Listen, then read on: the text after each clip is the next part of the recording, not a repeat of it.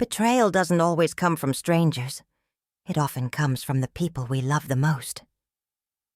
I learned that truth the hard way, the day my own son showed me that, in his eyes, I was little more than a burden. But I didn't break down or let anger rule me. No, I let silence be my shield, and watched, quietly, as the life I'd built with sacrifice and love was stripped from me. My name is Martha Hayes, and for 5 years, I lived in my son's basement, invisible to the world and nearly forgotten by my family. I'm Martha, a mother, grandmother, and someone who finally learned to stand tall. If you're watching this, let me know where you're tuning in from. And don't forget to subscribe to the channel to follow more real-life stories like mine. The basement smelled like damp concrete and forgotten dreams. I sat on the edge of my narrow bed, watching dust motes dance in the single shaft of sunlight that managed to squeeze through the small window near the ceiling. This had been my home for 5 years now. My entire world reduced to 4 walls, and the sound of footsteps above my head. "Mom, where's my good shirt?" Eric's voice boomed from upstairs, followed by the familiar sound of drawers slamming. I climbed the stairs slowly, my arthritis reminding me of every step. "Which shirt, honey?" "The blue one. The one you were supposed to iron yesterday." "I ironed it this morning. It's hanging in your closet." Laura appeared in the kitchen, her blonde hair perfectly styled, despite it being barely 7 in the morning. "Martha, did you use the last of the coffee?" "I had 1 cup." "Well, now there's none left for the people who actually pay the bills. Around here." She opened the pantry and pulled out the coffee canister, shaking it with exaggerated frustration. "Eric, your mother used all the coffee again." My son emerged from the bedroom, adjusting his tie. At 35, Eric looked more like his father every day. The same strong jaw, the same brown eyes that used to look at me with such love. Now they barely registered my presence. "Mom, we've talked about this. You need to ask before taking things from the kitchen." "I bought that coffee, Eric." "You bought it with money I give you for groceries, for the family." I bit my tongue, swallowing the words that wanted to spill out. Words about how I'd sold my beautiful 3-bedroom house to help him buy this one. Words about the years I'd worked 2 jobs to keep him in school after his father died.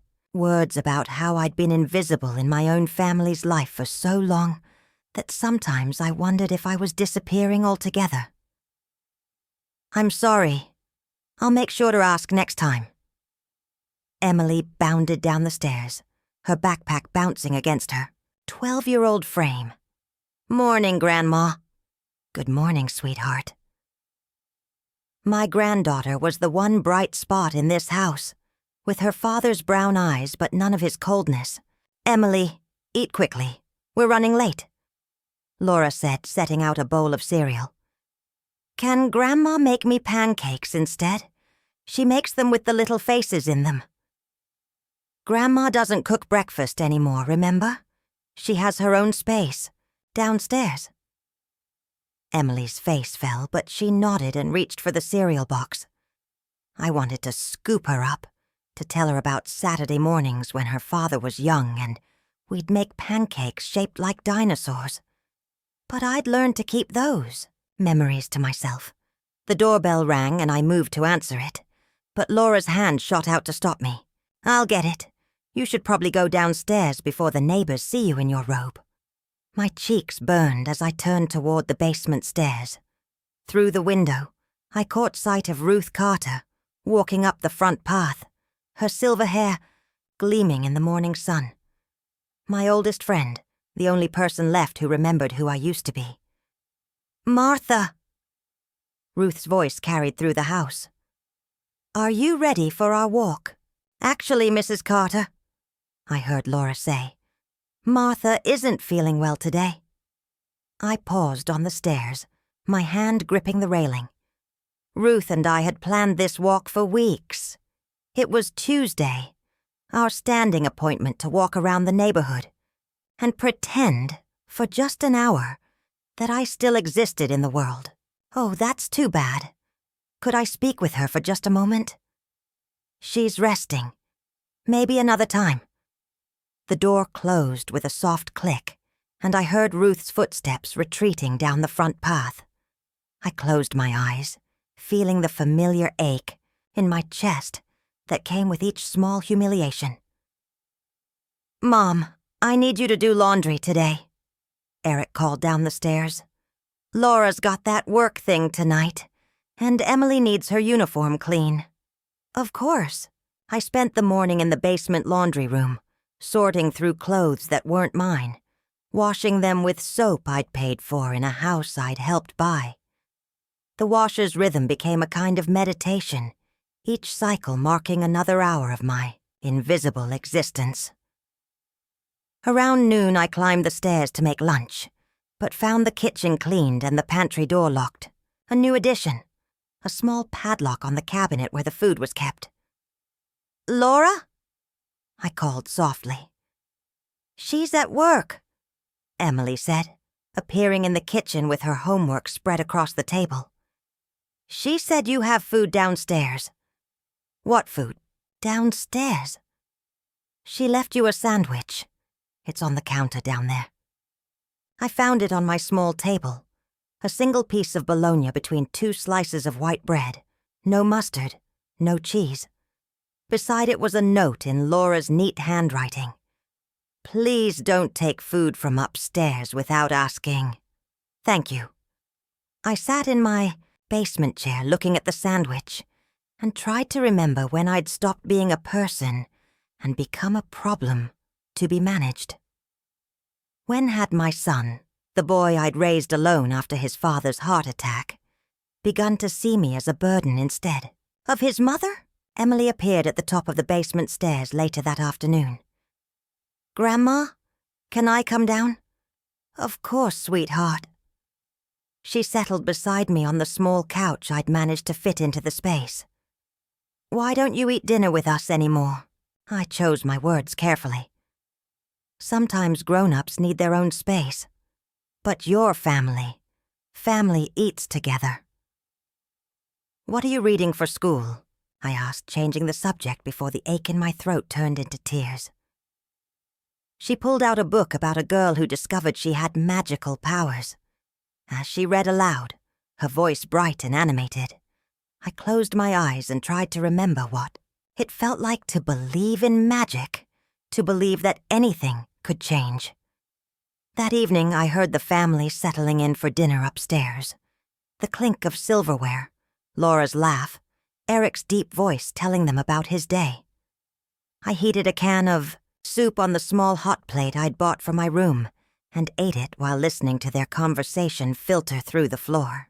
"Dad, why doesn't Grandma eat with us anymore?"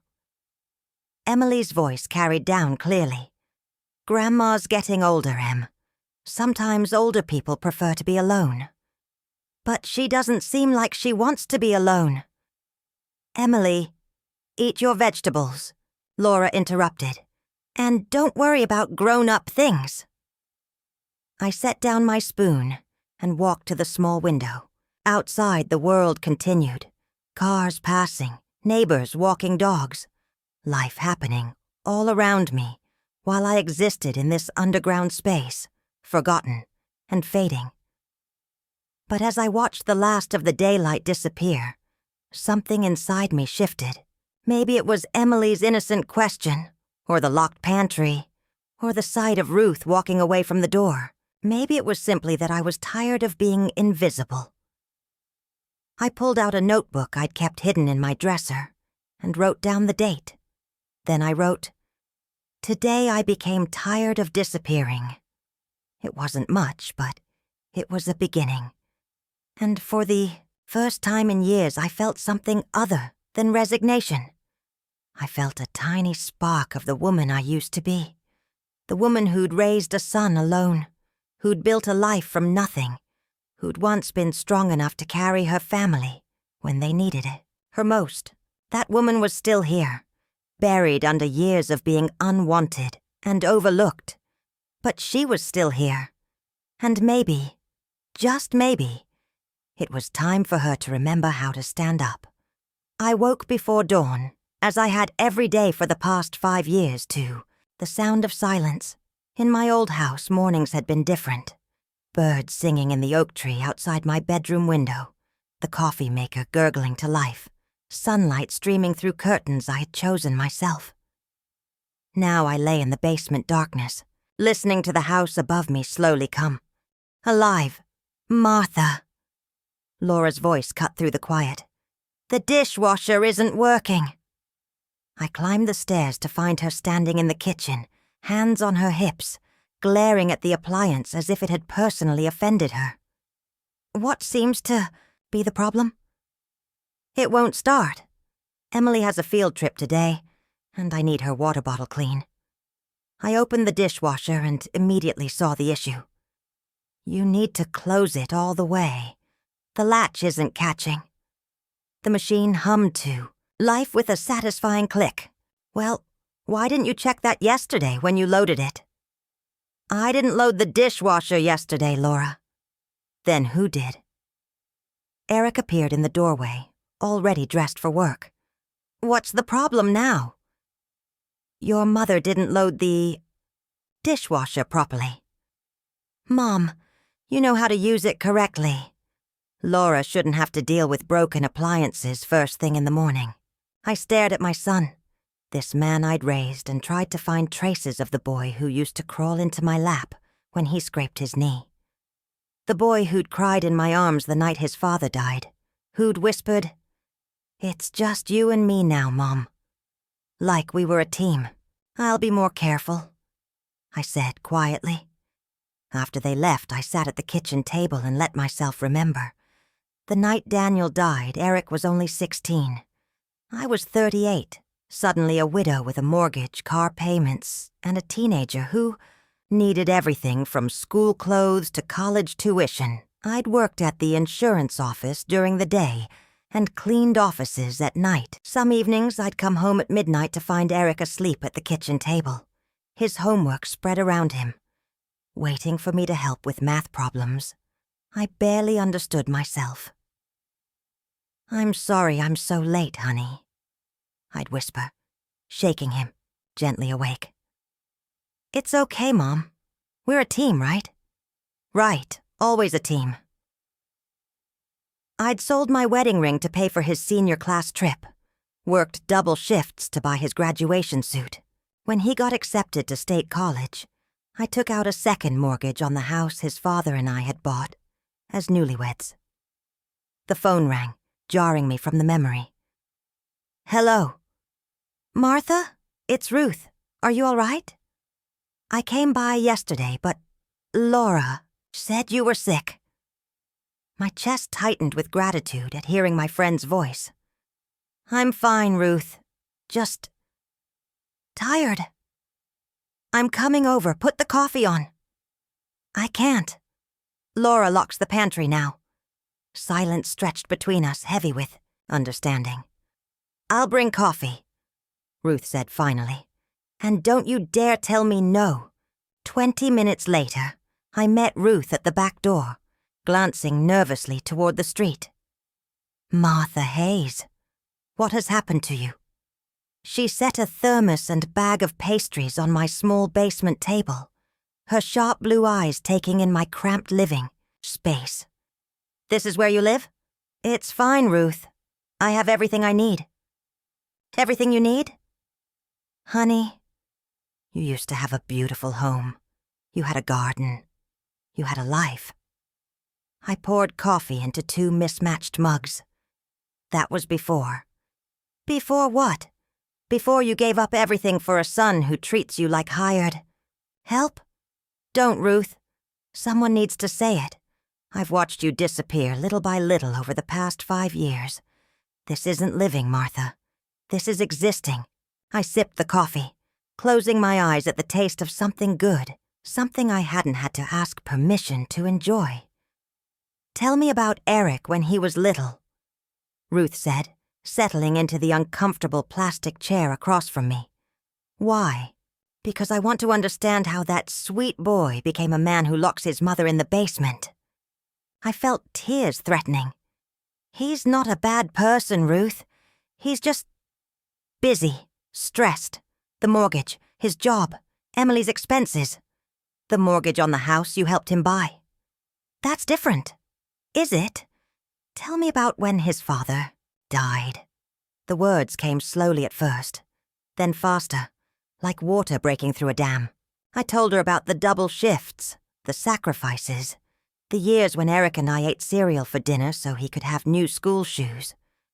I told her about the night he graduated college, how he'd hugged me and said, "I couldn't have done it without you, Mom. I'm going to take care of you now. What happened to that promise?" Ruth asked gently. Laura happened. I'd met Laura at Eric's office Christmas party 3 years after his graduation. She was young, pretty, ambitious. She laughed at his jokes and hung on his every word, and I watched my son fall in love with someone who saw him as her ticket to the life she wanted. She never liked me, I continued. At first, she was polite about it, made little comments about how close Eric and I were, how it wasn't healthy for a grown man to talk to his mother every day. Gradually, the calls became less frequent. Then, she got pregnant. With Emily. And suddenly there wasn't room for me in their little family unit. When they bought the house, bought it with my money, Laura suggested I take the basement apartment. "For privacy," she said, "so you can have your own space." And Eric agreed? Eric agreed. The words tasted bitter. He said it made sense financially. I could help with childcare, and they could save money on daycare. "But you don't help with childcare anymore, do you?" I shook my head. "Laura says I'm too old to keep up with Emily, that I might give her outdated ideas about things." "Like what things?"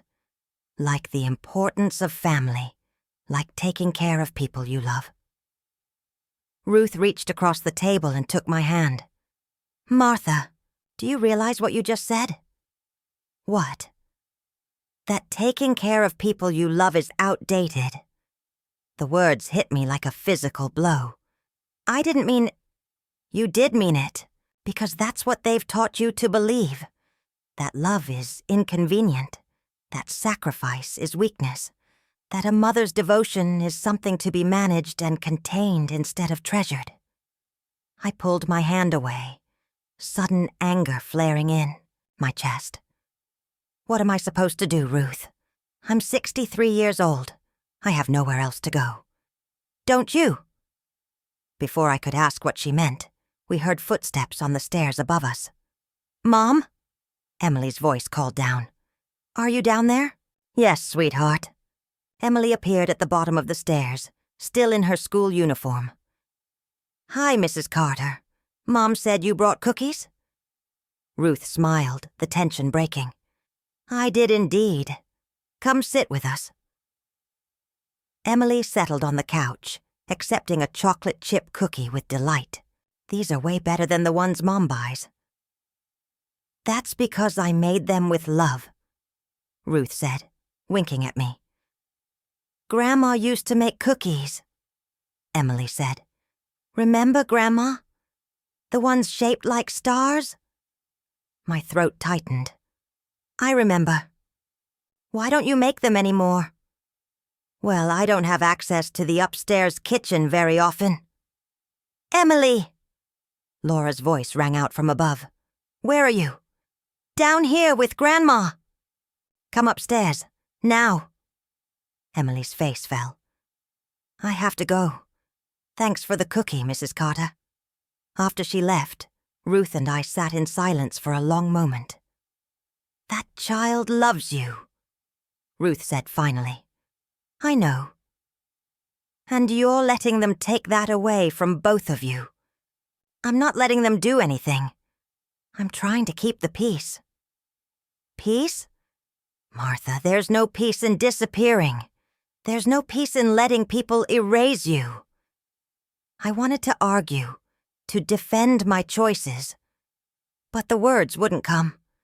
Because, deep down, I knew she was right. I had been disappearing day by day, choice by choice, until I'd become a ghost in my own family's life. "What would you have me do?" I whispered. Ruth stood up, gathering her thermos and empty pastry bag. "Remember who you are. Remember what you're worth.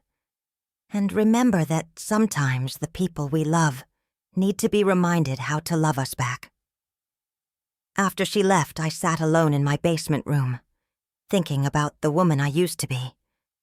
The woman who'd fought for her child, who'd built a life from scratch, who'd never backed down from a challenge. That woman felt like a stranger now, someone I'd known long ago and lost touch with. But maybe, just maybe, she wasn't gone forever. Maybe she was just waiting for the right moment to remember how to fight. The morning of Eric's 36th birthday, I woke with a sense of purpose I hadn't felt in years. Today would be different. Today I would make his favorite meal. The same chicken and dumplings I'd made for every birthday since he was 7 years old. I climbed the stairs at dawn, before anyone else was awake, and surveyed the kitchen. Laura had forgotten to lock the pantry the night before, and I silently gathered ingredients, my hands remembering the familiar rhythm of preparation. By the time Eric came downstairs, the house smelled like home, like the birthdays when it was just him and me, when we'd light a single candle on whatever dessert I could afford and make wishes together. "Mom?" He paused in the doorway, surprise flickering across his face. "What's all this?" "Happy birthday, sweetheart. I made your favorite." For a moment, something softened in his expression. Something that looked like the boy who used to hug me tight and say, "You're the best mom in the world. You didn't have to—" "Emily!" Laura's voice cut through, the moment as she appeared, taking in the scene with obvious displeasure. "What did I tell you about playing in the kitchen before school?" "I'm not playing, Mom. Grandma made Dad's birthday dinner." Laura's gaze moved from the simmering pot to me, her eyes narrowing. "Martha, you know the upstairs kitchen is for family meals." The words hit me like a slap. This is a family meal for Eric's birthday. I already ordered a cake from his favorite bakery, and I made reservations at that new restaurant downtown. Eric shifted uncomfortably between us. "Mom made chicken and dumplings, Laura. I haven't had them in years." "Because you've outgrown comfort food, honey. You're a professional now. We can't serve your colleagues chicken and dumplings from a pot." "Colleagues?" I looked at Eric, in confusion. "We're having a few people from work over later," he said, not meeting my eyes. "I meant to tell you." "Oh." The word came out smaller than I intended. "Well, there's plenty. I made enough for Martha." Laura's voice was firm. "The upstairs kitchen is for family only. We've discussed this." I stared at her, then at my son, waiting for him to say something, waiting for him to remember that I was family too. But he just stood there, silent, avoiding my gaze. "I see." I turned off the burner and began covering the pots. "I'll just put this away then." "Actually," Laura continued, "I have some friends coming over before the party. Could you make sure the basement is tidy?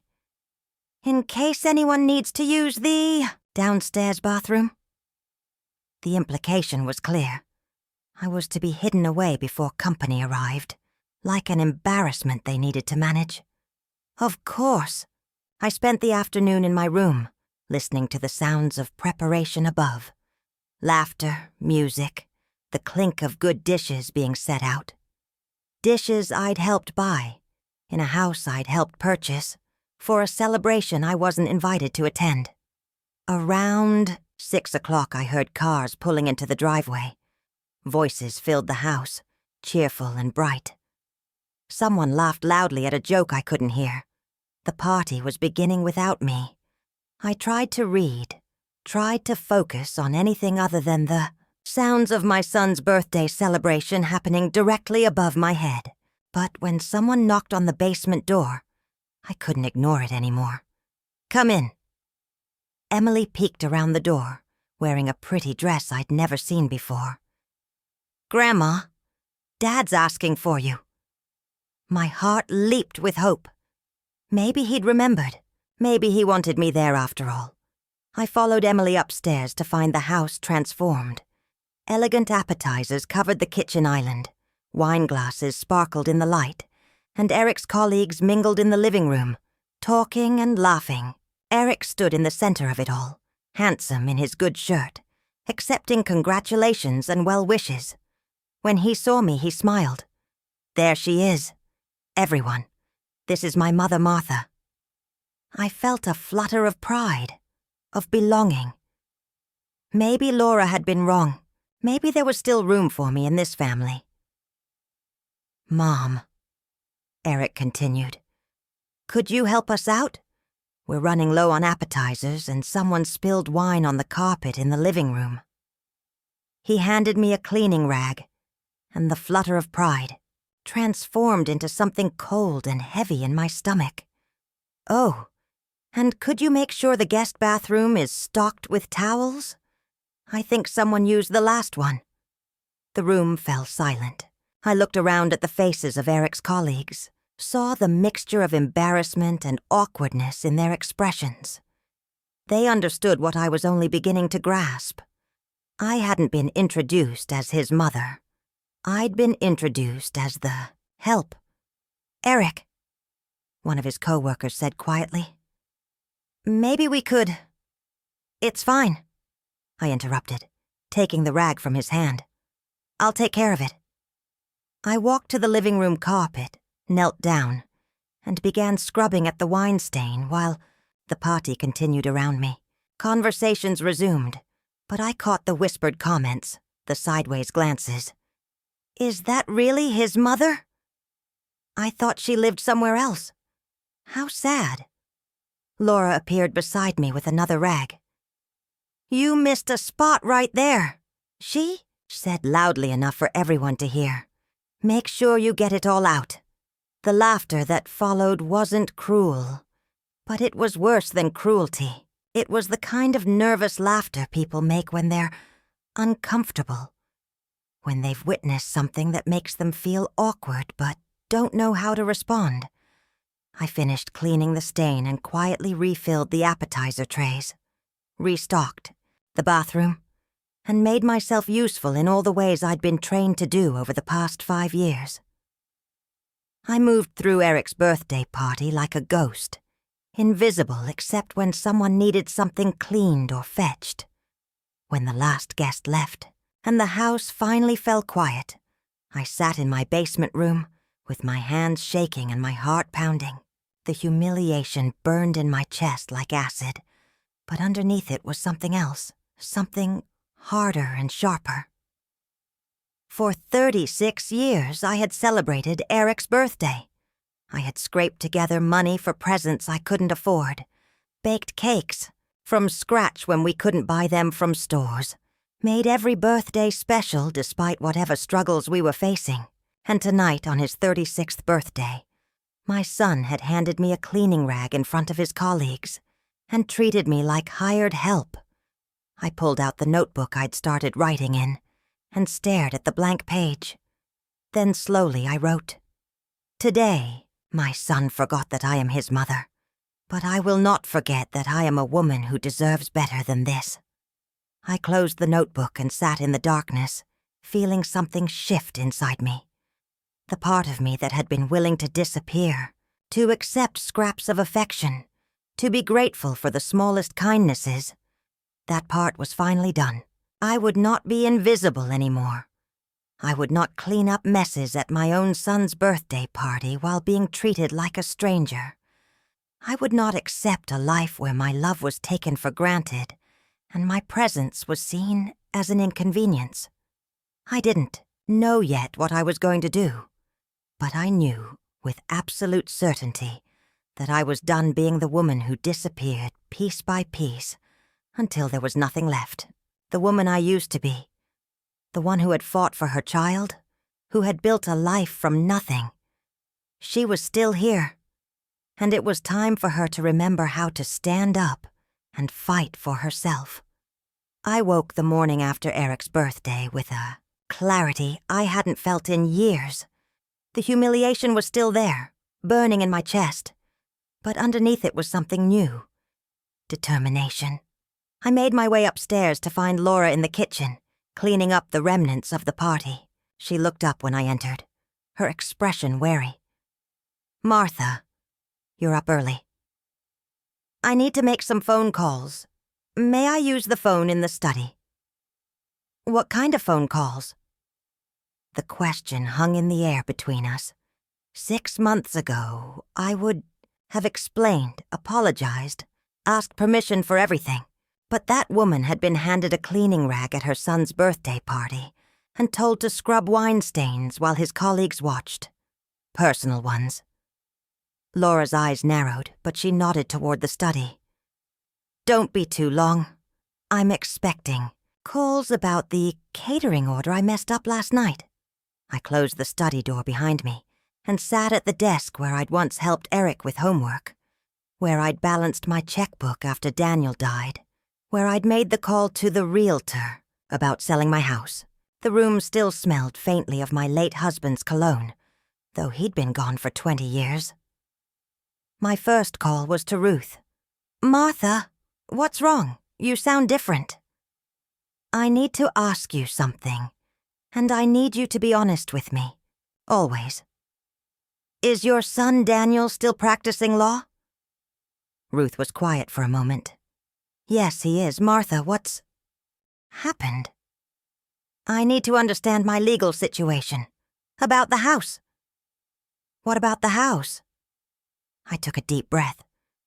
When I sold my home to help Eric buy this one, the deed. Whose name is on the deed? "Oh, honey. You don't know?" I trusted Eric to handle the paperwork. I was so proud of him, buying his first house, starting his family. I just signed whatever he put in front of me. "Martha, listen to me very carefully. Do you have copies of any of the documents?" I opened the desk drawer where Eric kept important papers and found a manila folder labeled House Documents. Inside were mortgage papers, insurance forms, and at the bottom, the deed. My hands shook as I read my own name, clearly printed as the primary owner. "Ruth? I'm looking at the deed right now. And my name is on it, not Eric's. Mine." The silence on the other end of the line stretched long enough that I wondered if we'd been disconnected. "Ruth." "I'm here. Martha, are you telling me that you own the house your son has been treating you like a servant in?" "It appears so." "And he doesn't know this?" I thought about Eric's assumption that he was doing me a favor by letting me live in the basement. Laura's comments about people who actually pay the bills, the locked pantry, the cleaning rag. I don't think so. I don't think either of them bothered to look. "Can you meet Daniel today? This afternoon?" "I don't know if I can get away." "Martha Hayes, you stop that right now. You don't need to get away from anything. You need to understand your situation, and my son can help you do that." After I hung up with Ruth, I made my second call, to the bank where I kept the account Eric didn't know about. "Yes, I'd like to check my balance, please." The number the teller gave me made me sit down hard in the leather chair. My sister Margaret's inheritance, left to me 3 years ago, had been sitting untouched in a savings account. I'd been so focused on not being a burden, so trained to live small and ask for nothing, that I'd forgotten I had resources. Enough resources to change everything. My third call was to Daniel Carter, Ruth's son, who practiced family law in the next town over. "Mrs. Hayes? Mom's told me so much about you over the years. She's worried about your living situation. I need legal advice, Daniel, about property ownership and other matters. Can you come in this afternoon, say around 2? I'll be there." When I emerged from the study, Laura was still in the kitchen, but Eric had joined her. They were talking in low, urgent voices that stopped when they saw me. "Everything all right, Mom?" Eric asked, though his tone suggested he was asking out of obligation rather than concern.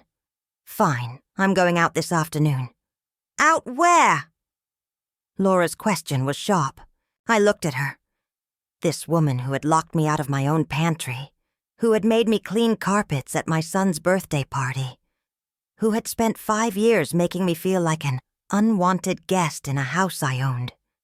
"Out," I repeated, and walked past, them toward the basement stairs. I spent the morning in my room, not hiding but preparing.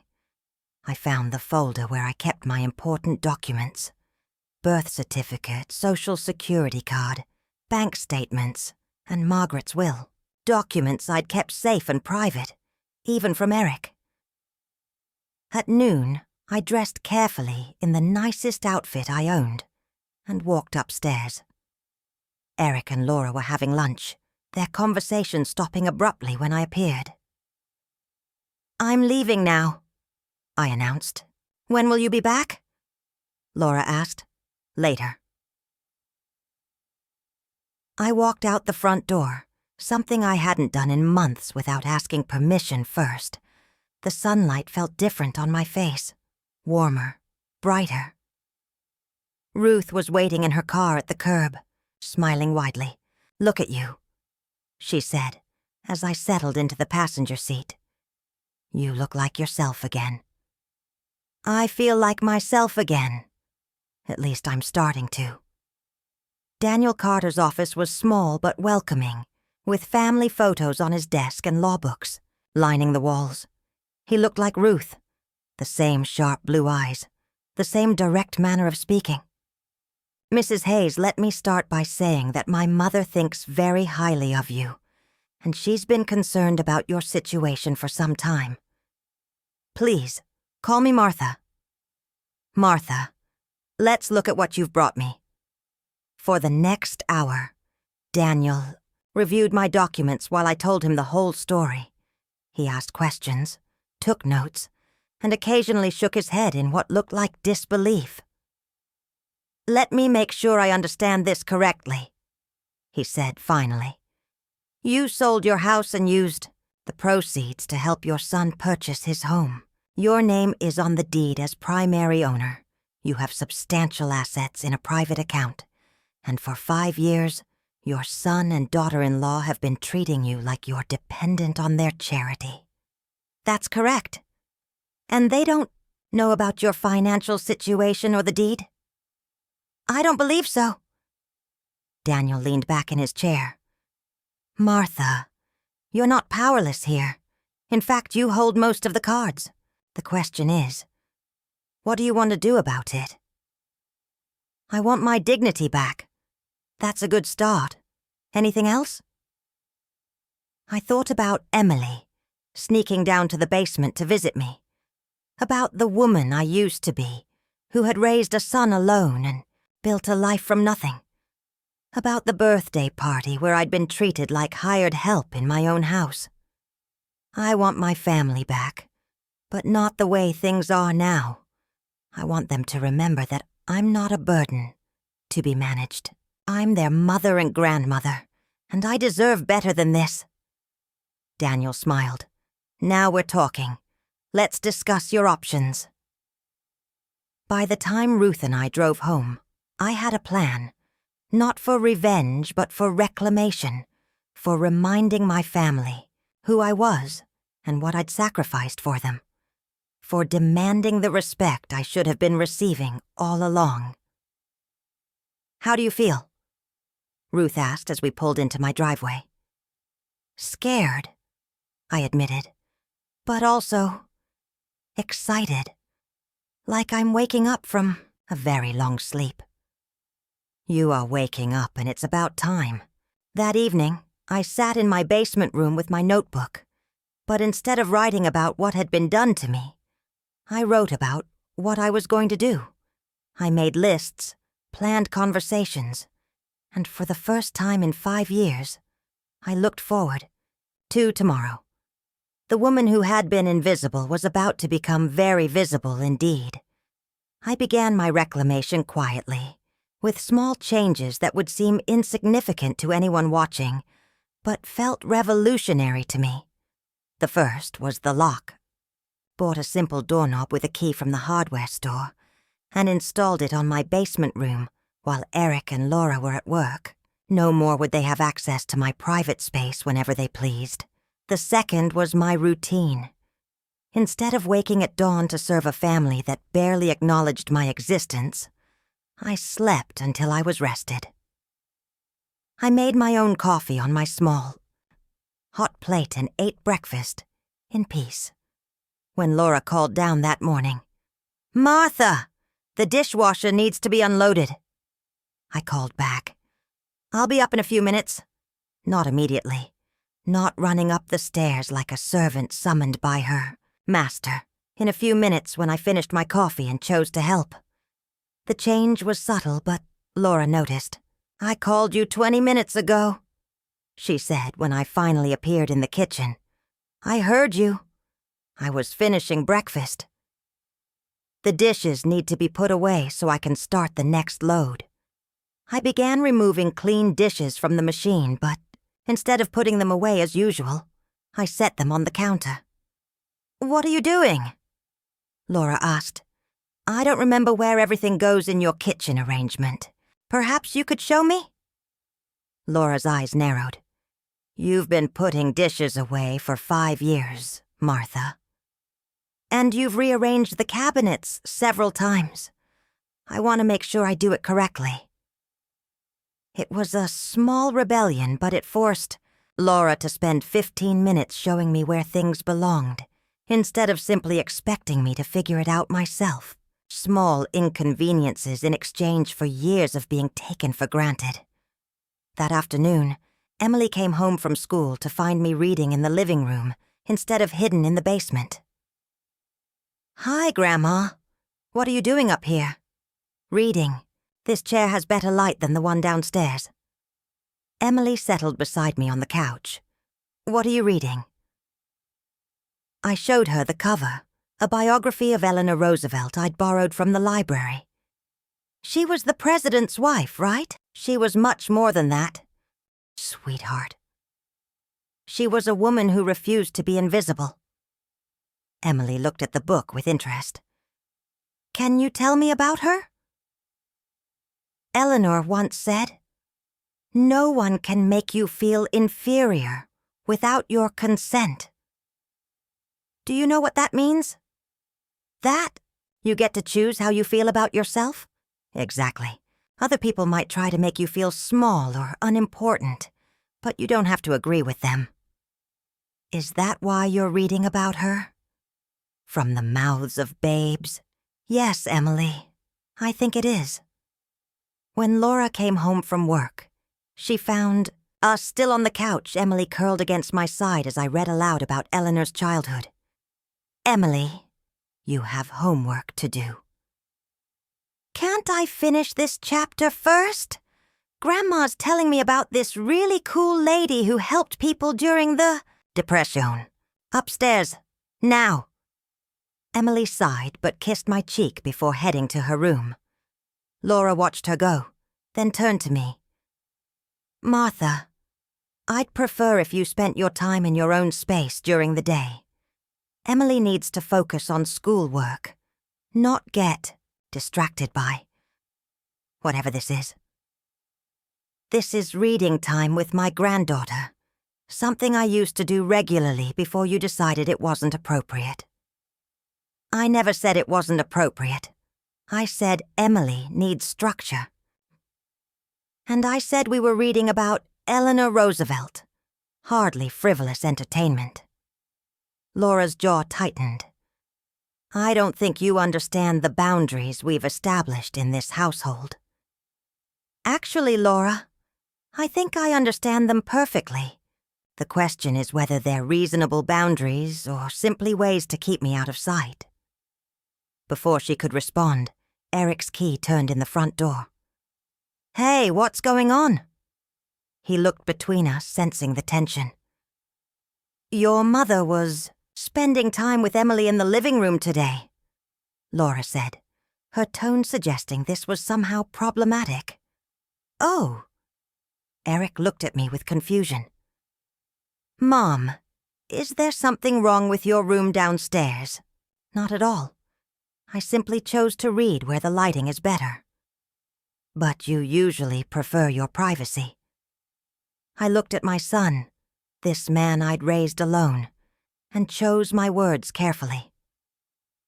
Eric, when did I tell you I preferred privacy? Well, you moved downstairs for your own space. I moved downstairs because Laura suggested it would be better for everyone. I don't recall being asked what I preferred. Eric shifted uncomfortably. Mom, if you're unhappy with the living arrangement... I'm not unhappy with the living arrangement, I said truthfully. I'm simply exploring all areas of my home. The words hung in the air. My home. Not their home where I was a guest. Not Eric's home where I was tolerated. My home. Eric and Laura exchanged a look I couldn't quite read. Of course, Eric said finally. You should feel comfortable anywhere in the house. That evening, I prepared my own dinner in my small kitchenette instead of eating whatever leftovers were available. I made salmon with lemon and herbs, steamed, vegetables and a small salad, real food, prepared with care for myself. I was cleaning up when Emily appeared at my door. Grandma? Mom and Dad are having a fight upstairs. I'm sorry to hear that, sweetheart. Are you all right? I think they're fighting about you. I set down my dish towel and faced her. What makes you think that? I heard Dad say your name, and Mom said something about boundaries and letting her get away with things. I pulled Emily into a gentle hug. Sometimes adults have disagreements about household matters. It's not your fault, and it's not really about me. It's about them learning to communicate better. But you're not doing anything wrong. You're just reading books and making dinner. No, sweetheart. I'm not doing anything wrong. After Emily went back upstairs, I sat in my newly private room and thought about the changes I'd made. Small things, really. Reading in better light, taking time to finish my coffee, asking Laura to show me where dishes belonged, making my own dinner. But each small change was a declaration. I am a person with preferences and choices. I will not be invisible anymore. My phone rang, and Ruth's voice filled the quiet space. How was your first day of standing up for yourself? Interesting. Laura's not happy about me spending time with Emily in the living room. And Eric? Eric's confused. I don't think he's used to me having opinions about where I spend my time. Good. Confusion is the first step toward awareness. Ruth, am I being unreasonable? Reading in the living room. Making my own meals. Martha, honey, you're asking if it's unreasonable to live like a human being in your own home. That tells me just how far you've let them push you down. She was right. 6 months ago, I would have asked permission to sit in the living room. I would have eaten whatever scraps were left and been grateful. I would have accepted that my preferences didn't matter. But the woman who had been handed a cleaning rag at her son's birthday party was done accepting scraps. What's your next move? Ruth asked. I looked at the folder Daniel had given me, full of documents that proved my legal ownership of this house, my financial independence, my right to make decisions about my own life. I think it's time for a conversation with Eric. A real conversation, where I remind him of a few things he seems to have forgotten. About time. Call me afterward. As I prepared for bed that night, I could hear Eric and Laura talking in their room above me. Their voices were low, but the tone was tense.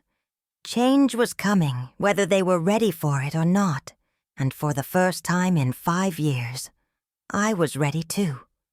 The conversation with Eric came sooner than I'd planned. I was in the kitchen, Foisse, next morning making coffee with beans I'd bought myself, when he appeared in the doorway, still in his pajamas. "Mom, we need to talk." "Good morning to you too, Eric." He ran his hands through his hair, a gesture I remembered from his teenage years when he was wrestling with something difficult.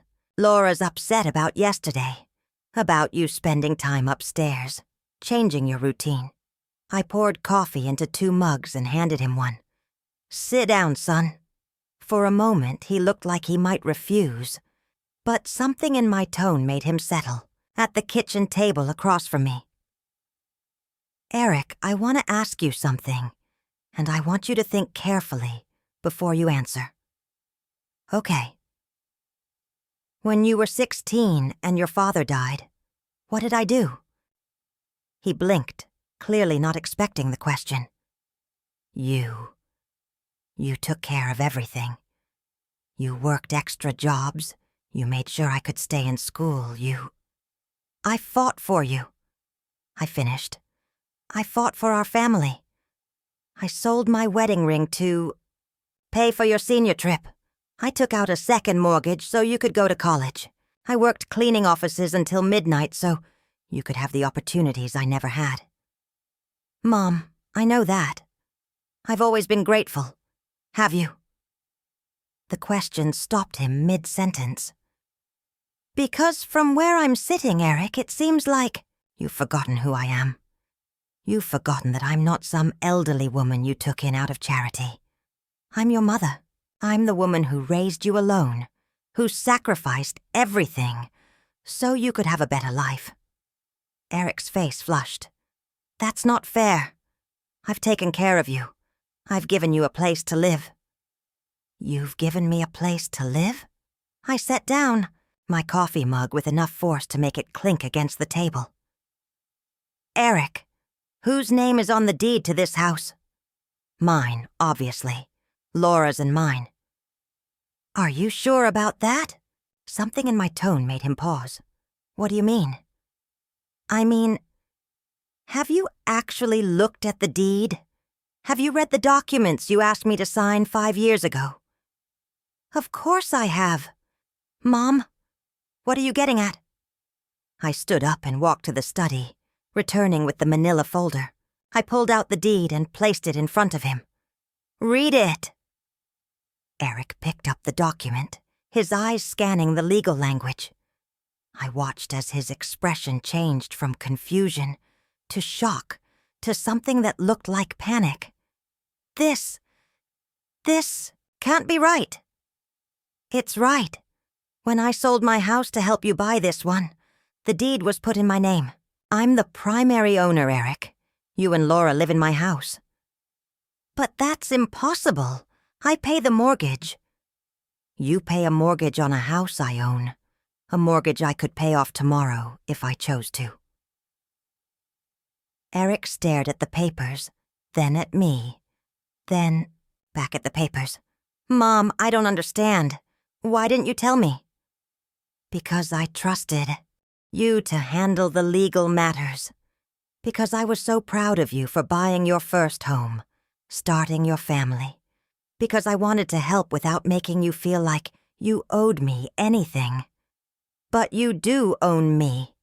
If this is true, then I owe you everything." "No, Eric, you don't owe me anything. But you do owe me respect. You owe me the courtesy of remembering that I'm your mother, not your tenant." Laura appeared in the kitchen doorway, still in her robe, her hair messy from sleep.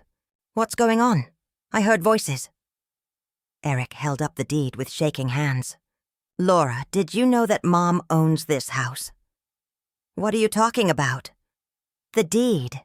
Her name is on the deed as primary owner. Laura's face went white. She sank into a chair, staring at the document. That's impossible. We've been paying the mortgage for 5 years. On a house that belongs to my mother. The kitchen fell silent except for the ticking of the clock on the wall. I watched them process this information, saw the implications settling over them like a heavy blanket. Ah, Mom, Eric said finally. How long have you known? I found out this week, when I decided to understand my legal situation. Your legal situation? I looked at my son, this man who had handed me a cleaning rag at his birthday party, who had watched his wife lock me out of the pantry in my own home, who had forgotten that I was anything more than an inconvenience to be managed. Eric, do you remember what you said to me when you graduated college? No, what? You said, I'm going to take care of you now, Mom. You'll never have to worry about anything again. His face crumpled. I remember. And do you feel like you've kept that promise? I've given you a place to live. I've made sure you have food. You've made sure I have a basement room, and whatever scraps are left after your family eats. You've watched your wife lock the pantry so I can't take too much food. You've handed me cleaning supplies at your birthday party, and introduced me to your colleagues like I was hired help. Mom, I never meant... I know you didn't mean to hurt me, but you did hurt me. Both of you. You made me feel like a burden, like someone to be tolerated rather than loved. Laura spoke for the first time since seeing the deed. Martha, I had no idea about the house. If I'd known, would it have mattered? Would you have treated me differently if you'd known I owned the house you were living in? Laura's silence was answer enough. Emily appeared at the top of the stairs, drawn by the voices. What's happening? Why is everyone upset? Eric and Laura looked at each other, then at me. I could see them struggling with how to explain this to their daughter. Come here, sweetheart, I said, opening my arms to Emily. Your parents and I are having an important conversation about our family. Are you fighting? We're talking about the truth, I said. About things that should have been discussed a long time ago.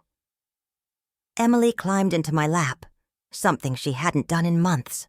It felt like holding sunshine. Grandma, are you moving away? No, sweetheart. I'm not moving anywhere. This is my home, too. Over Emily's head, I met Eric's eyes. I saw guilt there and shame and something that might have been the beginning of understanding. Mom, he said quietly, I'm sorry. I'm so sorry. I don't know how things got so messed up. I know how they got messed up, I replied. You forgot who I am. You forgot what I've done for this family. You forgot that love isn't about what someone can do for you. It's about seeing their worth regardless of what they can provide. Laura wiped tears from her eyes. Martha, I was afraid that there wouldn't be enough. That if I let you be part of the family, instead of just there, that somehow Eric would love me less. Love isn't a finite resource, Laura. There's enough to go around. I know that now. I think I've always known it, but I was too scared to admit it. Eric reached across the table and took my free hand. Mom, what can we do? How can we fix this? I looked at my son, at his wife who was finally being honest, at my granddaughter who was the innocent victim of all our adult failures. We start by remembering that we're family. We start by treating each other with the respect and love we deserve. And we start by being honest about what we need from each other. What do you need from us? Eric asked. I need to be seen. I need to be valued. I need to be included instead of hidden away. And I need you to remember that I'm not just your mother. I'm a person with feelings and preferences and dreams that matter. Emily looked up at me with serious eyes. Grandma, I always see you. I always think you're important. I know you do, sweetheart. You're the light of my life. As the morning sun streamed through the kitchen windows, illuminating the deed, that had changed everything. I felt something shift in our family dynamic. It wasn't fixed. Healing would take time. But for the first time in 5 years, we were having an honest conversation about love and respect and what it meant to be family. And that, I thought, was a very good place to start. 2 days after the kitchen revelation, I called a formal family meeting. Not the kind of casual conversation that could be interrupted by phones or excuses, but a deliberate gathering where we would all sit down together and address the truths that had been hiding in plain sight. I've asked Ruth and Daniel to join us, I announced that morning as Eric prepared for work. Daniel, Ruth's son. Eric paused with his coffee mug halfway to his lips. Daniel Carter, yes. He's been advising me on legal matters. Legal matters? Laura's voice was sharp with anxiety. What kind of legal matters? The kind that families should discuss openly instead of in secret. Eric and Laura exchanged a look that I recognized. The same look they'd shared when they were deciding how to manage me, how to keep me contained and quiet. Mom, if you're unhappy with something, we can talk about it ourselves. We don't need lawyers involved. We've been talking about it ourselves for 5 years, Eric. Look how well that's worked out. That evening, our small living room felt crowded with all the unspoken tensions that had been building for years. Ruth sat beside me on the couch, her presence a reminder of who I used to be. Daniel had chosen the chair across from us, a leather portfolio at his feet. Eric and Laura sat stiffly on the love seat, while Emily perched on the floor between us all, sensing the gravity of the moment, even if she didn't understand its full implications. Thank you all for being here, I began. I know this is unusual, but I think we need witnesses to this conversation. People who can help us remember what we've said and decided. Mom, this feels very formal, Eric said. We're family. We should be able to work things out without... Eric. My voice was quiet but firm.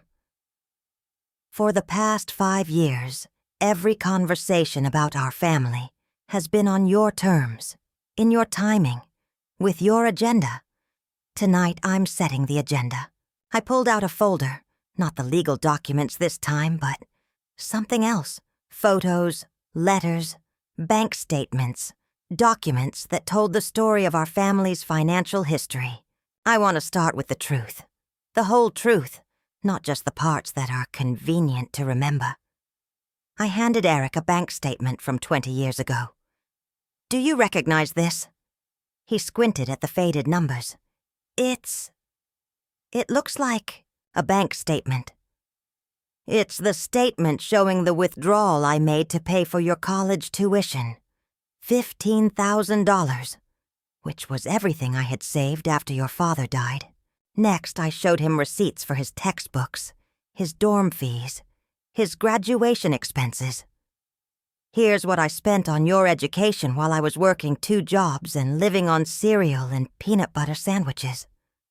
Mom, I didn't know you kept all this. I kept everything, Eric, because I was proud of what we were building together. I was proud of the sacrifices we were making as a team. Laura shifted uncomfortably. Martha, we appreciate everything you did for Eric's education. Do you? Because 3 years ago, you told me that Eric had outgrown needing his mother's help. You said it wasn't healthy for a grown man to be so close to his mother. Laura's face flushed. I was worried about... You were worried that I had too much influence in your marriage. You wanted Eric to choose between his wife and his mother, and when he chose you, you decided that meant I should be grateful for whatever scraps of affection were left over. Daniel cleared his throat softly. Martha, would you like me to explain the legal situation? I nodded. Daniel, would you please tell my family what you discovered when you reviewed my financial and legal documents? Daniel opened his portfolio and pulled out a neat stack of papers. Mrs. Hayes owns this house outright. The deed is in her name as primary owner. She also has substantial assets in a private savings account, including a significant inheritance from her sister that she received 3 years ago. Eric's mouth fell open. How substantial?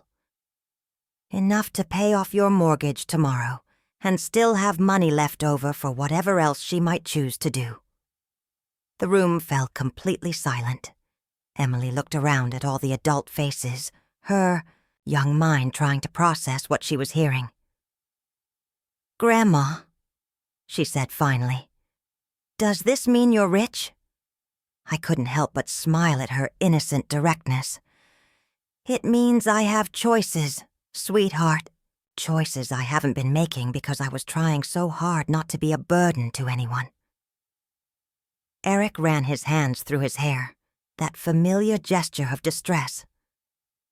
Mom, why didn't you tell us? Why did you let us think? Let you think what? That you were supporting me out of the goodness of your hearts? That you were making sacrifices to take care of your elderly mother? Yes. No. He stopped, clearly struggling with the implications. I thought I was being a good son. I thought I was honoring Dad's memory by taking care of you. By hiding me in the basement? By watching your wife lock the pantry so I couldn't eat too much? By handing me cleaning supplies at your birthday party? I never meant for any of that to hurt you. But it did hurt me, Eric. It hurt me every single day. Laura spoke up, her voice small. Martha, I need to tell you something. About the money. We all turned to look at her. She was twisting her wedding ring around her finger, a nervous habit I'd noticed over the years. We're in debt, serious debt. Eric's been gambling online, and I've been using credit cards to maintain the lifestyle we thought we should have. When you moved in, I saw it as a way to save money on household expenses. Eric stared at his wife in shock. Laura, what are you talking about? The poker games on your computer, Eric. The sports betting. I've seen the charges on our bank statements. That's not... it's not serious gambling. It's just entertainment. Entertainment that's cost us $30,000 in the past 2 years. The number hung in the air like a bomb that had just gone off. Eric's face went through a series of expressions. Denial, anger, shame, and finally, a kind of defeated recognition. How do you know about the credit cards? He asked Laura. Because I've been hiding my own spending. The clothes, the dinners out, the things I bought to make myself feel better about living a lie. Emily's voice cut through the adult confessions. What does this mean? Are we poor? I reached over and took her small hand in mine. It means your parents have been making some choices that haven't been very good for your family's financial health. But you could help them, right, since you have money? The innocence of the question broke my heart. I could, sweetheart. But first, your parents need to decide if they want help, and what they're willing to do to earn it. Eric looked at me with something that might have been hope. Mom, I know I have no right to ask, but... You're right. You have no right to ask. Not after the way I've been treated. Not after 5 years of being made to feel like a burden and an inconvenience. Then what do you want from us? I stood up, feeling stronger and more sure of myself than I had in years. I want you to remember that I'm your mother. I want you to treat me with the respect and love that I've earned through 20 years of sacrifice and devotion. I want to be included in this family instead of hidden away from it. And if we do that, then we'll talk about what kind of help I might be willing to provide. But Eric, Laura, the help I offer won't be to enable you to continue making poor choices. It will be to help you build a better life for Emily and for yourselves. Ruth squeezed my hand. Martha, I'm proud of you. Daniel nodded approvingly. Mrs. Hayes, would you like me to explain the conditions you've discussed? Yes, please. Daniel pulled out another document. Mrs. Hayes is prepared to offer financial assistance to help resolve your debts and secure your family's future. However, this assistance comes with specific conditions that must be met and maintained. He read from the paper. First, both Eric and Laura must attend financial counseling and gambling addiction counseling, respectively.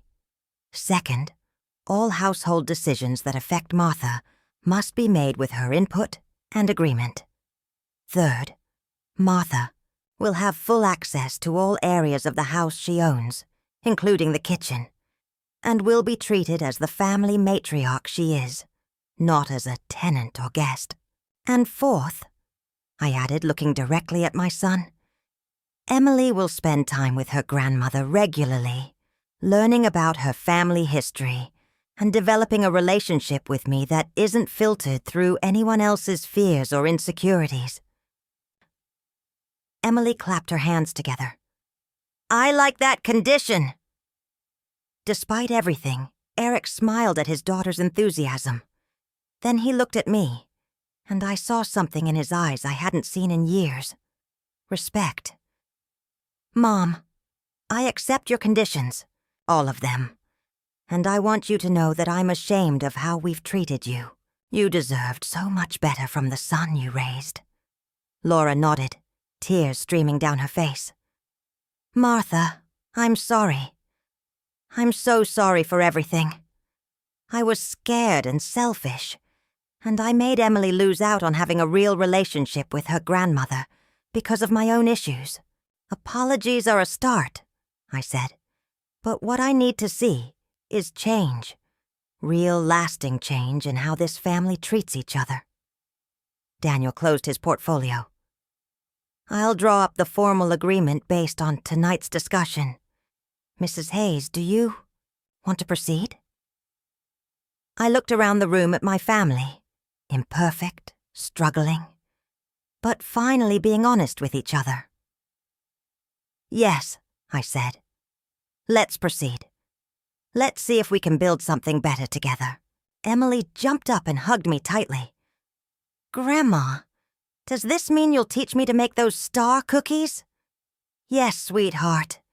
It means we'll make cookies and pancakes with faces and memories that will last you a lifetime.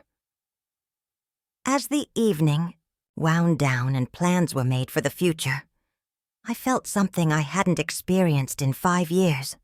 Hope. Not just for myself, but for all of us. We had a lot of work to do, a lot of healing to accomplish. But for the first time in a long time, we were facing forward together, instead of hiding from each other. The woman who had been invisible was invisible no more. And the family that had forgotten how to love was finally ready to learn again. The weeks following our family meeting brought changes that rippled through every aspect of our daily life. Some were immediate and obvious, others more subtle but equally significant. The locked pantry was the first thing to go. Laura removed the padlock the morning after our confrontation, setting it on the kitchen counter without a word. When I found it there, I picked it up and looked at it for a long moment. This small piece of metal that had represented so much control, so much diminishment of my dignity. I was thinking we could use this on the garden shed, I said to Laura, who was loading the dishwasher nearby. She looked up, startled. The garden shed? I'm planning to start a vegetable garden this spring. Emily expressed interest in learning how to grow tomatoes. Oh. Laura paused in her loading. That sounds nice. It was a small conversation, but it represented something larger. I was making plans, asserting preferences, claiming space, and Laura was learning to accommodate rather than control.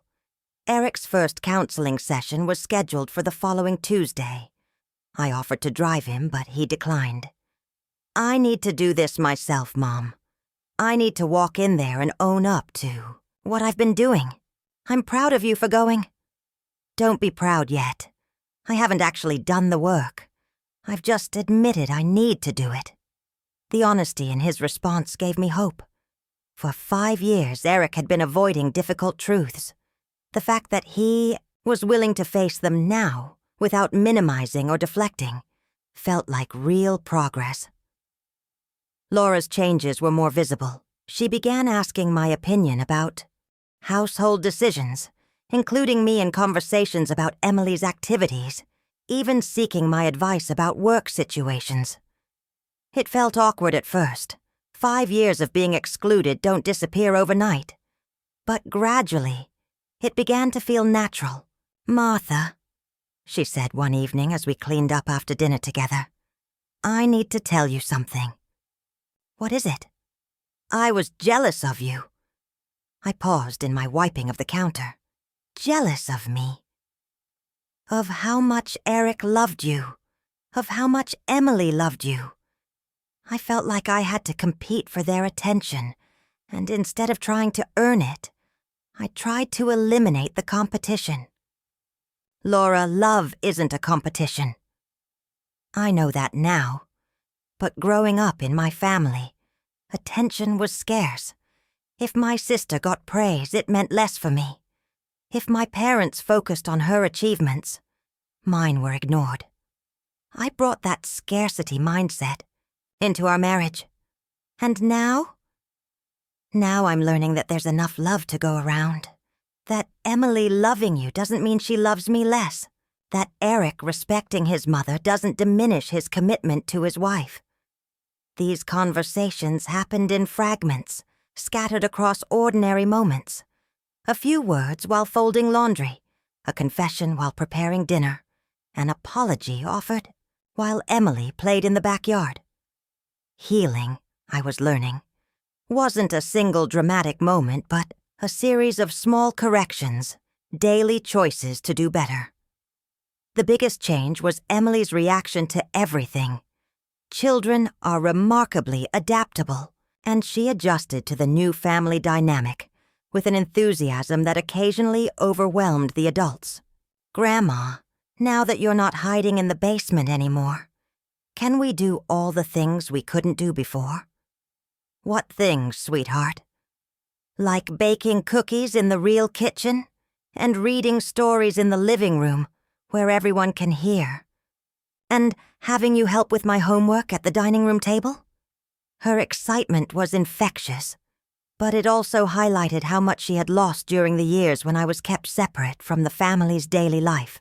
I had missed homework sessions, bedtime stories, the casual conversations that build relationships.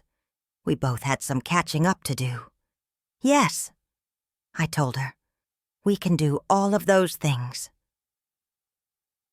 The first time I helped Emily with homework at the dining room table, Laura hovered nearby, unsure of her role in this new dynamic. Mom, I don't understand this math problem, Emily said, pointing to her worksheet. Let me see. I looked at the problem, then at Emily. What part is confusing you? I don't know how to start. Well, let's break it down into smaller pieces. What information do you have? As we worked through the problem together, I caught Laura watching us with an expression I couldn't quite read. What is it? I asked her. I was just thinking. Emily's never had a grandparent who helped with homework. My parents died when she was too young to remember them, and you've been. She trailed off. I've been in the basement. Yes, she's missed out on so much. Then let's make sure she doesn't miss out on anything else. The financial counseling sessions were harder for Eric than he'd expected. He came home from the first one quiet and subdued. How did it go? I asked, humbling. The counselor made me add up everything I've spent on gambling over the past 3 years. And $47,000. The number was staggering. More than Eric's annual salary, more than the down payment on their house, more than I'd spent on his entire college education. What did the counselor say? That I have a serious problem, that I've been using gambling as a way to avoid dealing with stress, and that, until I learn healthier coping mechanisms, I'll keep finding ways to self-destruct. Do you agree with that assessment? Eric was quiet for a long moment. Yeah, I do. Mom, I think I've been running away from adult responsibilities for years. When Dad died, you stepped up and took care of everything. You made it look so easy that I never learned how to handle real pressure. Eric, you were 16 when your father died. I was the adult. It was my job to handle things. But maybe I should have learned more about handling stress, about making hard choices, about being responsible for other people's well-being instead of just my own. It was a painful conversation, but it felt like the beginning of real growth. Eric was finally seeing patterns in his behavior, taking responsibility for choices he'd been making unconsciously for years. The changes in our household dynamics were noticed by others as well. Ruth commented on the difference during one of our weekly walks. "You look like yourself again," she said as we paused by the neighborhood pond. "I feel like myself again, most days." What about the hard days? The hard days are when I remember how much time we lost, how many years Emily and I missed out on being close, how long Eric and I went without really talking to each other. But you're talking now. We're talking now. And Laura? Laura's trying, really trying. She's in therapy too, working on her own issues. I think she's beginning to understand that controlling other people's relationships isn't the same as protecting your own. That's a hard lesson to learn. Most important lessons are. One evening, about a month after our family meeting, I was reading in the living room when Eric came and sat beside me. "Mom, can I ask you something?" "Of course. Do you forgive us for the way we treated you?" I closed my book and considered the question. "I'm working on it, Eric. Forgiveness isn't something that happens all at once, especially when the hurt has been building for years. That's fair. But I want you to know that I see the effort you're both making. I see Laura asking for my input. I see you going to counseling. I see both of you trying to include me in Emily's life. That means something. I keep thinking about all the dinners where we made you eat alone, all the times we made you feel like you didn't belong in your own house. Eric, dwelling on the past won't change it. What matters is what we do moving forward." He nodded, but I could see the weight of guilt still pressing on his shoulders. "The counselor says I need to make amends. Real amends, not just apologies. What would real amends look like to you?" "I don't know yet, but I want to figure it out." That weekend, Emily asked if she could invite her friend Sarah over for a sleepover. It was a simple request, the kind of thing that happens in families all the time. But for us, it represented something new. "Of course," Laura said immediately. "We can set up the air mattress in your room." "Actually," Emily said, looking between her parents, "I was wondering if Grandma could help plan some activities. She knows lots of good games." The request was innocent enough, but I saw Laura tense slightly. The old Laura might have felt threatened by Emily's desire to include me. The new Laura took a breath and turned to me. "Martha, would you like to help plan Emily's sleepover?" "I'd love to." We spent the afternoon planning activities. A treasure hunt, homemade pizza, a movie marathon with popcorn. Laura contributed ideas enthusiastically, and I found myself genuinely enjoying her company. Emily watched us work together with obvious delight. "This is going to be the best sleepover ever," she declared. "Why?" I asked. "Because my whole family is helping." The sleepover was indeed a success. Sarah was a polite, curious child who asked me dozens of questions about what life was like in the old days. I told her stories about growing up without computers, about walking to school in all kinds of weather, about the time I accidentally dyed my hair green, trying to help my sister with a science project. "Grandma Martha," Sarah said as I tucked the girls into their sleeping bags. "You tell the best stories." "Thank you, sweetheart." "Emily's lucky to have you." Later, as Laura and I cleaned up the remnants of the evening, pizza boxes, popcorn, kernels, scattered craft supplies, she brought up Sarah's comment. "She's right, you know. Emily is lucky to have you. We all are." "Laura." "No, let me say this. I spent 5 years being afraid that you would take something away from me. But you've only added things. You've made Emily happier, made our home warmer, even made Eric and me better parents by giving us an example of what real love looks like." "Thank you for saying that. I should have said it years ago." The next morning, Eric announced that he had found a part-time job to help pay off his gambling debts. "It's at the hardware store downtown, evenings and weekends. It'll take me away from home more, but we need the extra income if we're going to get back on solid ground financially." "What about your counseling appointments?" I asked. "They're Tuesdays at lunch. I cleared it with my boss at the office." "And the family time?" "That's the thing, Mom.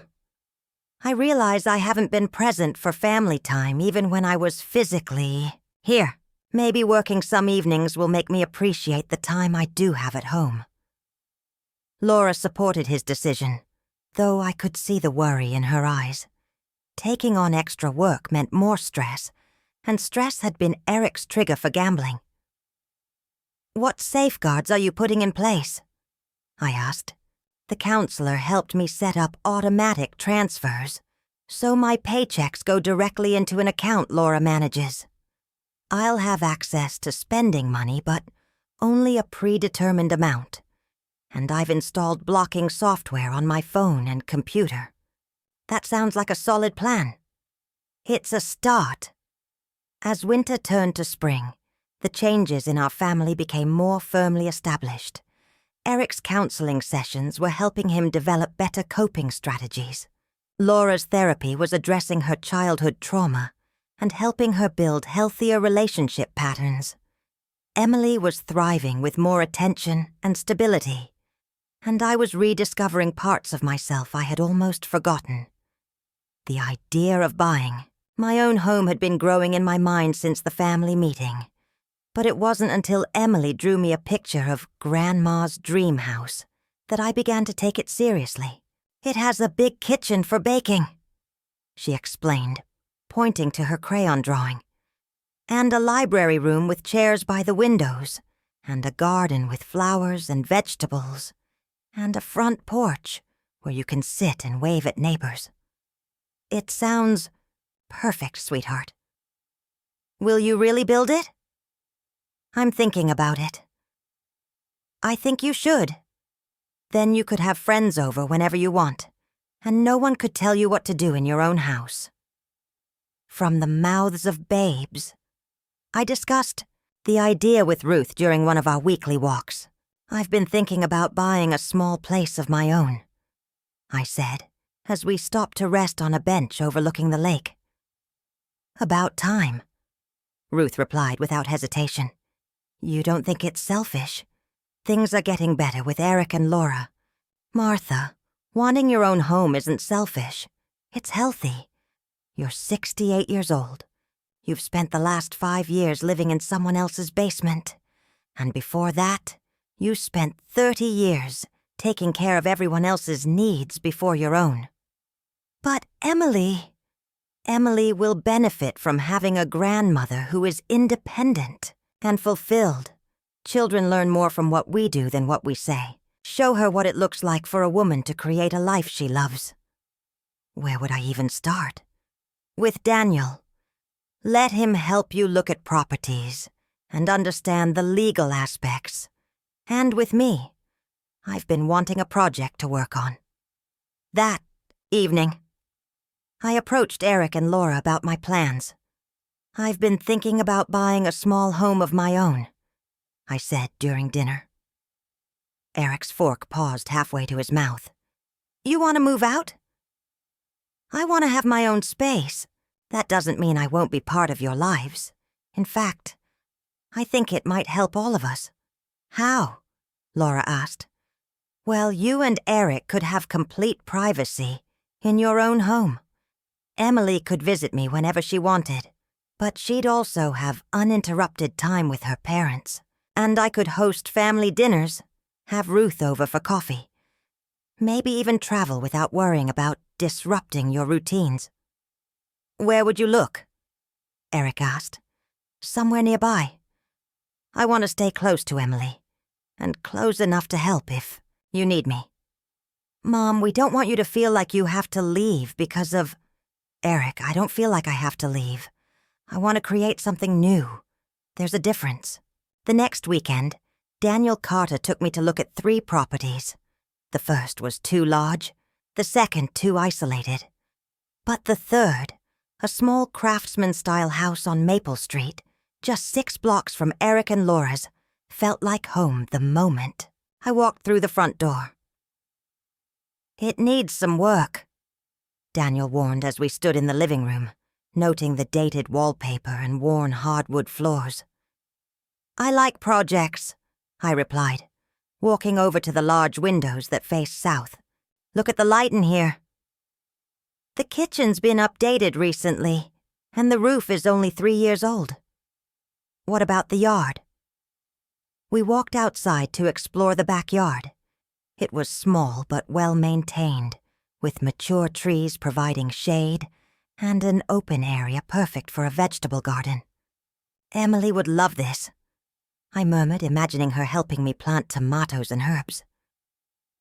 There's also this, Daniel said, leading me to a small structure at the back of the property. What is it? The previous owner used it as an art studio, but it could be anything. An office, a craft room, a place for Emily to play when she visits. I walked into the small building and immediately envisioned Emily and me reading together on rainy afternoons, working on puzzles, maybe even setting up a small kitchen where she could learn to bake. I want to make an offer, I said. The negotiation process took 2 weeks, but eventually we reached an agreement. The house would be mine by the end of April. Emily's excitement was infectious. She insisted on being involved in every aspect of the planning, from choosing paint colors to deciding where the furniture should go. Can I have my own room for when I sleep over? She asked. Of course. Which room would you like? We toured the house together, Emily evaluating each bedroom with the seriousness of a professional decorator. This one, she decided, pointing to the smallest bedroom. It has 2 windows, and I can see your garden from here. Then it's yours. Eric and Laura offered to help with the renovations, and I accepted gratefully. Working on the house together gave us opportunities to talk, to share stories, to rebuild our relationships on a foundation of mutual respect rather than obligation. I remember helping you paint my bedroom when I was 12, Eric said, as we worked on Emily's room together. You got more paint on yourself than on the walls. And you didn't get mad. You just laughed and took pictures. I still have those pictures. Really? In a box in my room, along with your school papers, your baseball trophies, the Father's Day cards you made me after Dad died. Eric stopped painting and looked at me. You kept all of that? Of course I did. You're my son. I kept everything that mattered. I thought, when we were treating you so badly, I thought maybe you'd stop loving us. Eric, there is nothing you could do that would make me stop loving you. I was hurt and I was angry, but I never stopped loving you. How is that possible? Because that's what mothers do. We love our children even when they disappoint us, even when they hurt us, even when they forget who we are. The conversation continued as we painted, Eric sharing memories from his childhood, me filling in details he'd forgotten. Laura joined us after putting Emily to bed, adding her own observations about how Eric talked about his childhood, how clear it was that he'd been deeply loved.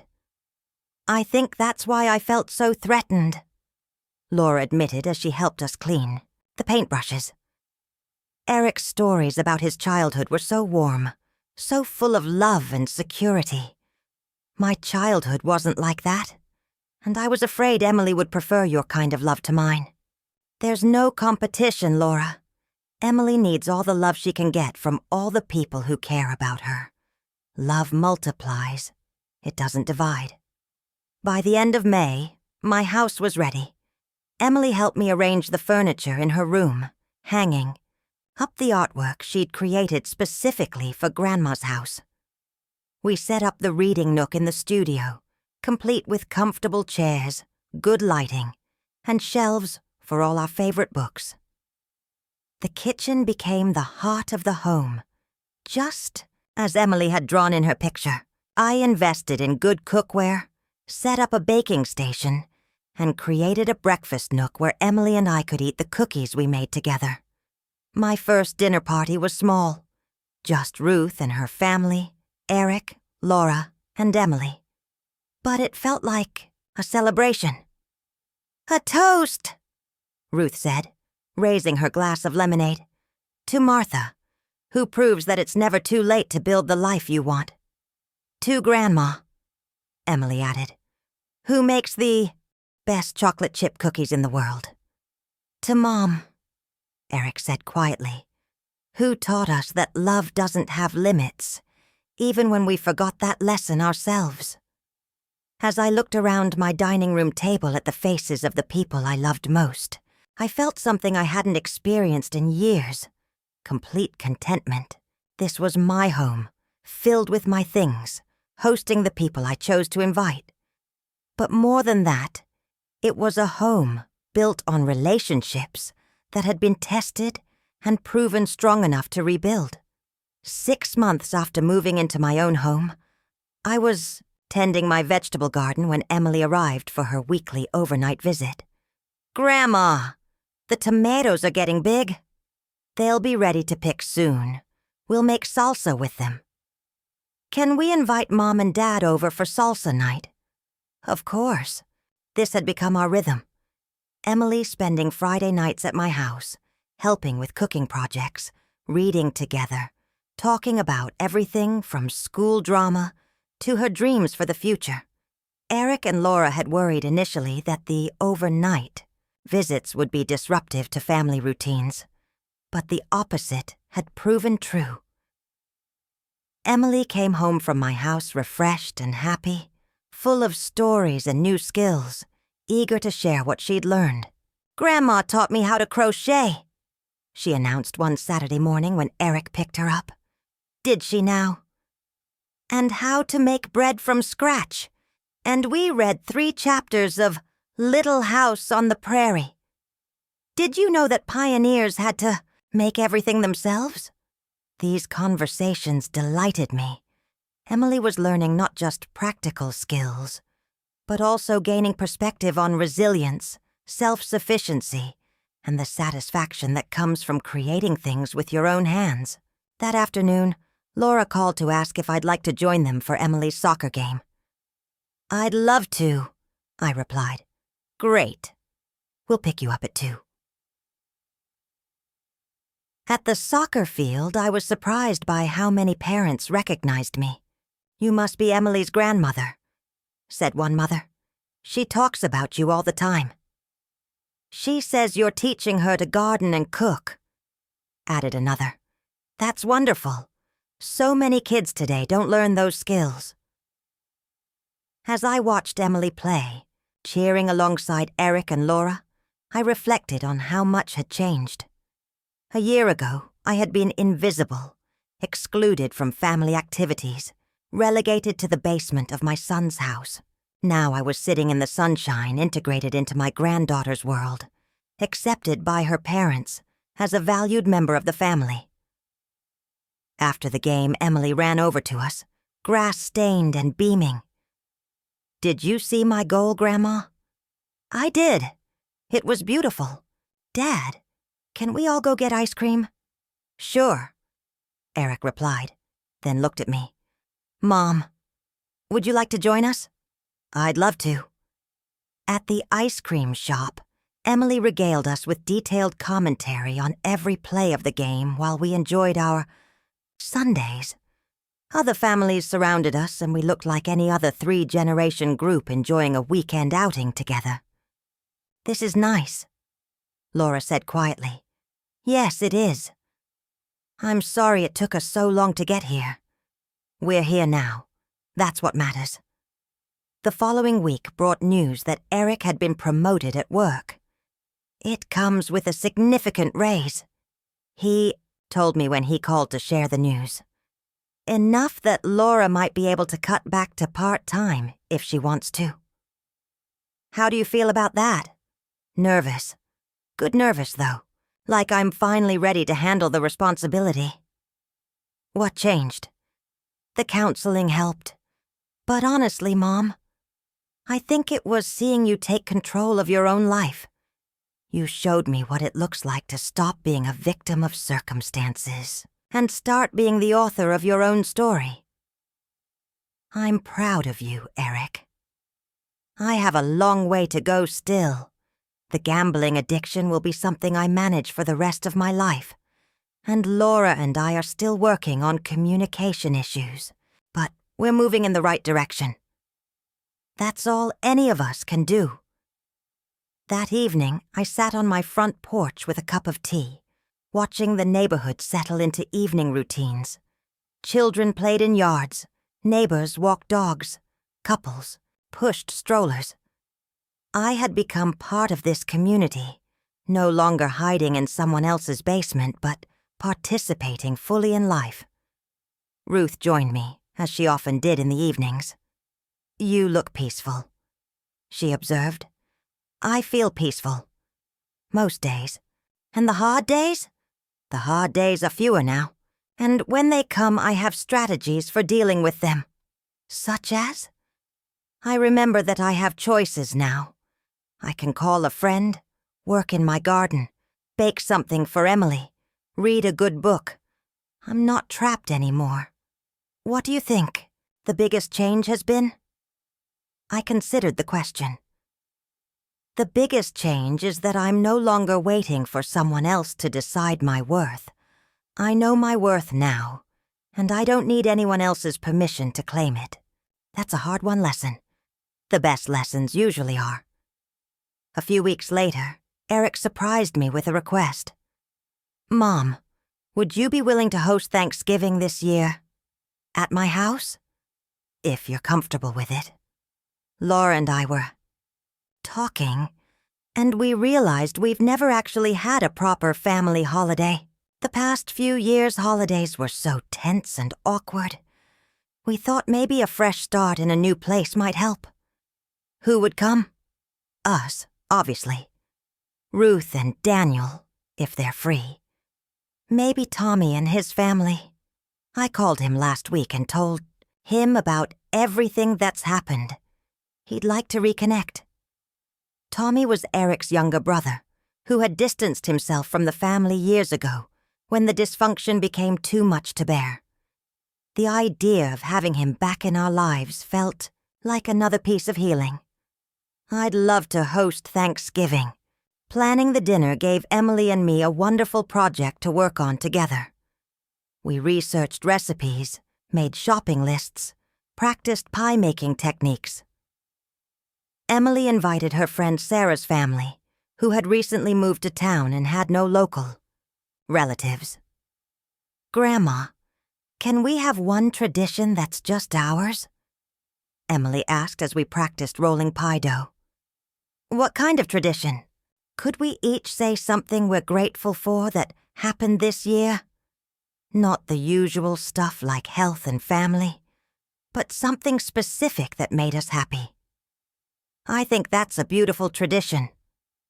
Thanksgiving Day dawned clear and cold. I woke early, excited about the day ahead in a way I hadn't felt about a holiday in years. My house would be full of people I loved, eating food I had prepared, celebrating not just the traditional gratitude of the holiday, but also the specific gratitude that comes from relationships rebuilt and dignity restored. As guests arrived throughout the afternoon, my small house filled with laughter and conversation. Tommy embraced me warmly, apologizing for staying away so long. "I didn't know how to handle what was happening," he said. "I should have tried harder to help. You're here now. That's what matters." Ruth and Daniel brought wine and flowers. Sarah's family contributed a dessert and warm appreciation for being included. Eric and Laura arrived with Emily, all of them carrying dishes they had prepared together. During dinner, when it came time for Emily's gratitude tradition, the responses were more meaningful than I had expected. "I'm grateful that Grandma taught me it's never too late to start over," Laura said. "I'm grateful for the chance to become the man my mother raised me to be," Eric added. "I'm grateful that Grandma has her own house now, because it means I get to have sleepovers and learn to cook and have someone who thinks I'm interesting," Emily said. When my turn came, I looked around the table at faces illuminated by candlelight, at the dinner I had prepared in my own kitchen, at the family that had been broken but was now healing. I'm grateful that I learned the difference between being a martyr and being a mother, I said. For too many years I thought love meant accepting whatever treatment people gave me. Now I know that real love sometimes requires boundaries, sometimes requires difficult conversations, and sometimes requires walking away until people are ready to treat you with respect. "And we're grateful you came back," Eric said quietly. "I never left, son. I just stopped making myself invisible." After dinner, as we cleaned up together, I reflected on the journey that had brought us to this moment. 2 years ago, I had been living in Eric's basement, invisible and voiceless, accepting scraps of attention and kindness. Tonight I was the hostess of a celebration in my own home, surrounded by people who valued my presence and contributions. The transformation hadn't happened overnight, and it hadn't been easy. It had required courage I didn't know I possessed, difficult conversations I had been avoiding for years, and the willingness to risk losing relationships in order to save them. But as I looked around my kitchen at Eric drying dishes, Laura packing leftovers, Emily carefully storing the remaining pie, and Ruth organizing the recyclables, I knew the risk had been worth it. I had not sought revenge against the people who had hurt me. Instead, I had sought justice, not the kind that punishes, but the kind that restores balance and creates space for everyone to be their best selves. My story was not one of bitterness overcome, but of dignity reclaimed.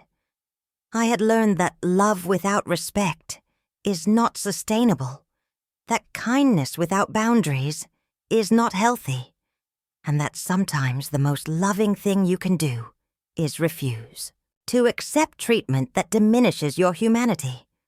As the evening wound down and guests prepared to leave, Emily asked if she could spend the night. "It's not my regular Friday night," she said, "but it's Thanksgiving, and I want to help you clean up and have breakfast together tomorrow." "I'd love that," I replied. After everyone else had gone, Emily and I sat in my living room, she with her head on my shoulder, both of us tired but content. "Grandma." "Yes, sweetheart." "I'm glad you got brave." "I'm glad I got brave too. Will you tell me the story again? About how you decided to stop being invisible?" And so I did. There in my own living room, in my own house, with my granddaughter curled up beside me. I told her the story of how I had learned to value myself, enough to demand that others value me too. How I had discovered that dignity is not something others give you, but something you claim for yourself. How love and respect must walk hand in hand, and how sometimes the bravest thing you can do is refuse to settle for less than you deserve. As Emily drifted off to sleep, I pulled a soft throw over both of us and sat quietly in the peaceful silence of my home. Outside, the neighborhood was settling into night, but inside I was exactly where I belonged, not hiding in someone else's basement, but sitting in my own living room, surrounded by the life I had chosen to create. I was Martha, Hayes, mother, grandmother, and finally, after 68 years, the author of my own story. And what a story it had turned out to be.